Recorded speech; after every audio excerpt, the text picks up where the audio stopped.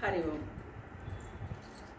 ओम सहनाववतु सहनौ भुनक्तु सह वीर्यं करवावहै तेजस्विनावधीतमस्तु मा विद्विषावहै।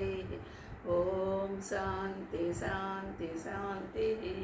वसुदेवसुतं देवं कंसचाणूरमर्दनं देवकी परमानन्दं कृष्णं वन्दे जगद्गुरुम्। ओम श्रीकृष्ण परब्रह्मणे नमः। श्रीमद्भगवद्गीता अदः तृतीयोऽध्यायः कर्मयोगः। हरि ओम। మూడవ అధ్యాయము 17వ శ్లోకం.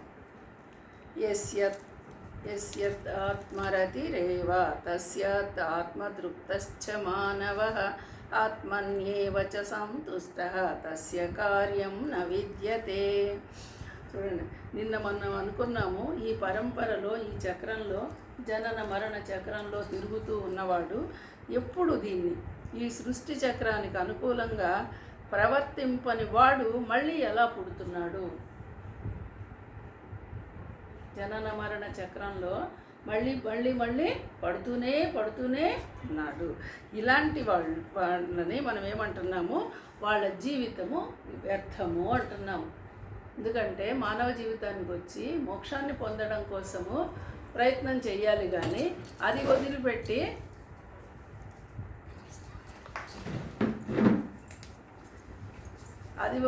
మోక్షాన్ని గురించి ఆలోచన లేకుండా మనము మళ్ళీ మళ్ళీ లోకంలో అనుభవిస్తూ సంతోషాలు సుఖాలు తిరిగి మళ్ళీ జన్మకి వస్తూనే ఉన్నాం. ఇదిగో అలాంటి వాళ్ళు ఏ మనుషుడైతే ఆత్మయందే రమించునో, ఇప్పుడు ఈ ఆత్మజ్ఞానాన్ని అర్థం చేసుకొని పరమాత్మ భావాన్ని ఉంది తెలుసుకున్నవాడు ఆత్మతోనే సంతృప్తి పొందుతాడు, ఆత్మతోనే రమిస్తాడు, అంటే ఆత్మతోనే ఆనందాన్ని అనుభవిస్తాడు.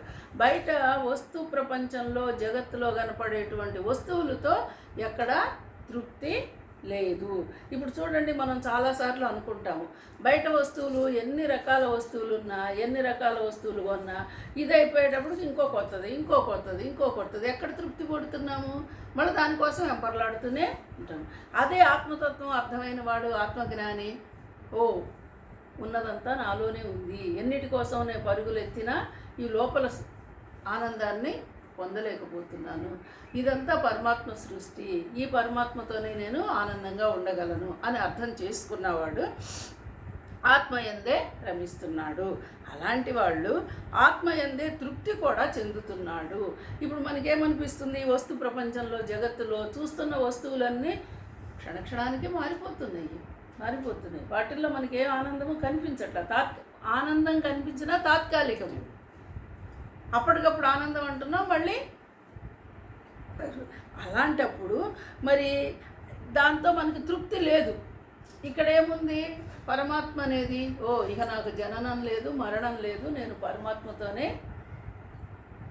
ఐక్యం అవ్వాలి, కైవల్యాన్ని పొందాలి. ఈ మాట చాలా పెద్ద మాట, కానీ అలా అర్థం చేసుకున్నవాడు కనీసం మోక్షం అనే పదం కానీ, కైవల్యం అనే పదం కానీ, పరమాత్మలో ఐక్యం అవ్వడం కానీ, ఇలాంటి చెప్పిన మాటలన్నీ అంతదాకా మనం ప్రయత్నించలేకపోతున్నాము, సక్సెస్ అవుతాము కాము అవన్నీ పక్కకు పెట్టి కనీసం ఆ పరమాత్మ నేనేనని తెలుసుకున్నవాడు ఇవన్నీ మారిపోయాయి, ఇవన్నీ బంధాలు బాధ్యతలు ఇవన్నీ అప్పటికప్పుడు పోతూనే ఉన్నాయి.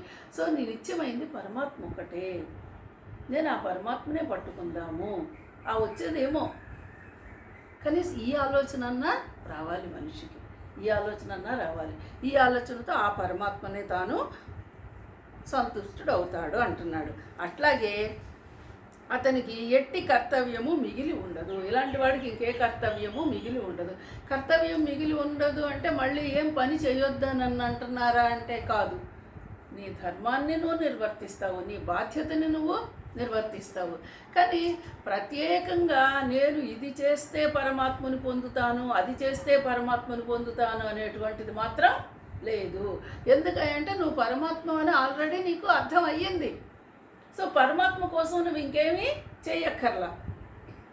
ఇప్పుడు మనం ఏమంటున్నాము? భగవంతుడిని తెలుసుకోవాలి అని పరుగులు పెడుతున్నారు. భగవంతుడు ఎక్కడున్నాడని పరిగెడుతున్నాము, ఎంత దూరంలో ఉన్నాడని పరిగెత్తుతున్నాము, ఎన్ని తీర్థయాత్రలు చేస్తున్నాము. మరి వాడు నీలోనే ఉన్నాడు అని నువ్వేనని అర్థమయ్యింది కదా. ఇంకా మరి ఇంకేముంది పరుగులు పెట్టి తెలుసుకోవడానికి? ఉన్నది నీలోనే. మరి వాడిని గుర్తించడమే కదా ఇప్పుడు కావాల్సింది. అలా గుర్తించిన వాడు ఇంకా వేరే పని ఏది మిగిలి పని లేదా అంటే మళ్ళీ మామూలు లౌకిక వ్యవహారంలో నేనేం చేయనని చేతులు ఎత్తేయడం కాదు.